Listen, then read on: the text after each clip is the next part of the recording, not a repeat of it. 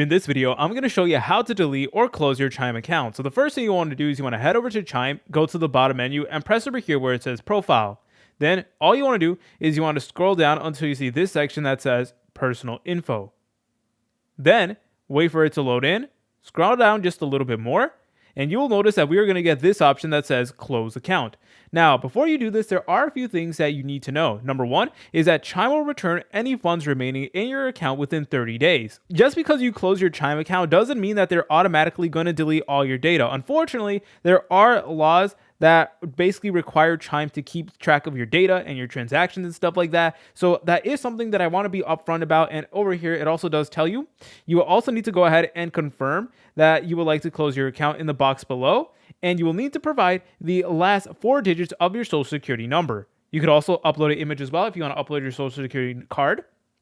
So that's something you're able to do.